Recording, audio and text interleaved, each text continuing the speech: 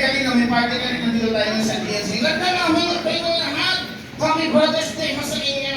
Ako si Karodney. Yan, ayan. Ay, siya po si Karodney at kasama ko po siya sa pag-share namin ng gospel. At alam mo ba, Karodney, kaya ako nandito dahil meron kaming mahalaga. Ikaw ba excited ka ba? Oo, Roland. Teka, Robert. Robert. Okay.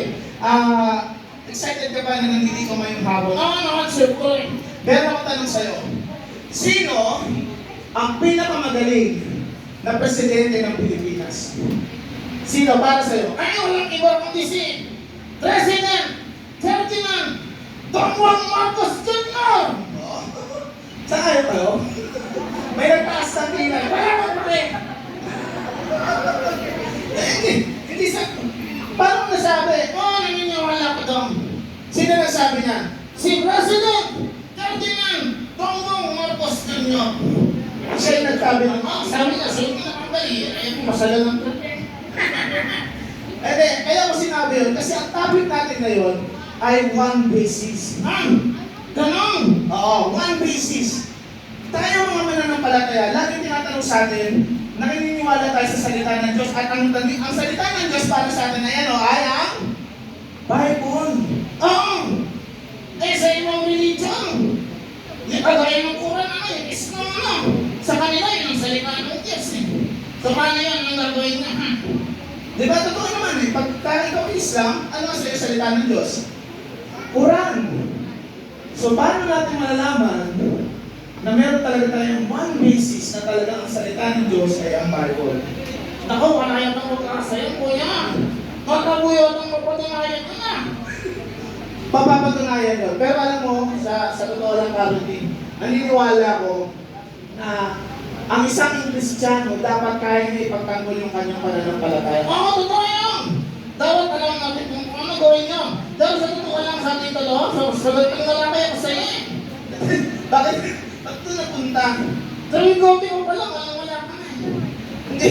O sige, dati ka naman alaay sa akin, pambihira ka naman. Hindi ko tutusin, kaya nga nagsasalita sa dyan sa pinaupuan mo dahil sa akin, di ba? Kaya naman sila nanonood sa'yo dahil sa akin. Oo nga. O diyan, sila mo, diyan. Diyan, kaya kayo nandito dahil sa akin Bala pa ka naman kayo dyan. Mali. Kaya sila nandito dahil kay Jesus. Palakpakan natin si Jesus. Diyan lang yun. Segway ko lang kayo yun. Hindi alam mo kayo Ayan, alam niyo po. Okay. Bago ko po ibigay nyo, kasi alam nyo, super band. Hindi kasi super band pala kasi Karodney. Hindi, Karodney pala. Ang gusto ko lang sabihin na, importante na hindi mo babasahin kasi ang Bible kapag hindi 101% yung paniniwala mo na yun ay salita ng Diyos. Naniniwala kayo? Maraming Kristiyano, bakit hindi nila binabasa ang Bible? Sila mismo, hindi sila naniniwala na yun ang salita ng Diyos.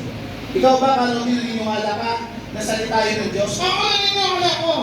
Inayos na ang buhay ko Ang totoo niya, maghiwalay kayo ng asawa kasi trade ko rin.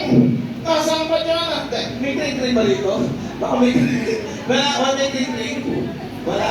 May trade yata. Senior na yun Wala. Ba't kayo nagkahiwalay ni trade? Kasi, nagkahiwalay ko kasi hindi ko pinala si Lord. Hindi ko alam gagawin ko sa buhay ko Ay, gano'n, nakakalungkot naman yun. Pero alam mo, hindi ako nagkulang sa kanya. Hindi ako nagkulang!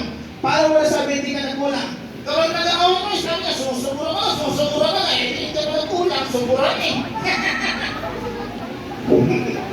Pero bang tatay na gano'n siya sabihin ng asawa, sumusubra ka lang? So, dahil hindi ka nagkulang. At saka yung mga guys, hindi yung humingi ng pera sa akin. Kasi nga, nagtatrabaho si Galing. Hindi! Kusa sinukuha sa malit ko Walang natitira sa akin Totoo. Pero paano kayo inayos ng Panginoon? Ay, siyempre, tulad ng sinasabi natin kapag si Kristo ang sentro ng iyong buhay, nagkakaroon ng direksyon ng buhay mo. Totoo ba? Hindi kayo? Pag si Kristo ang direksyon natin buhay, magkakaroon tayo ng direksyon. At sana, tapusin niyo ang GLC 1, ha? O kaya raptured, ha? Meron dito, pumasok na ilang wala na, hindi na tumuloy. Sabihin na, mag-graduate ako. Sabihin natin, mag-graduate ako. Sa GS1. Ayan, palapakan natin ang Panginoon. Ayan. Salamat po sa inyo, mama. Nakauto-uto ito, naniwala na buhay ako eh. Palapakan po natin si Carol D, yung tropa ko. God bless ha, God bless sa inyo, God bless. Ayan, so, payo ng magulang ha, o baka may gumaya. Oo, huwag niyo pong gagayahin. Opo, ayan. So, upo ka muna dito. Huwag mo lang kayo lagi sa loob, ang init eh. Parang impyerno eh. O, dyan ka na lang. Ayan.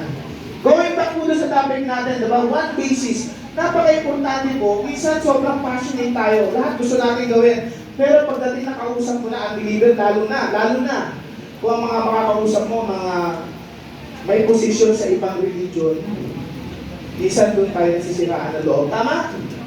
Di ba? Pagka, ayaw magbanggit, di dapat tayo nagbabanggit. Pero may mga ganun reality na encounter, hindi ko usapin yung ministro namin, hindi ko usapin yung mga pastor namin, hindi ko usapin yung namin, pari namin, whatever they call it, minsan nasisiraan tayo ng loob. At yun po yung purpose na pag-aaralan natin ngayon.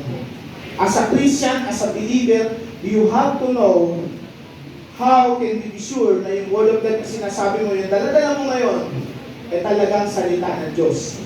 At pakinggan po natin yan, walang iba, hindi ko na patatagalin, walang iba kundi si ating beloved pastor, Pastor Jazz Antonio. Palakpakan natin ang Panginoon sa buhay ni Pastor Jazz.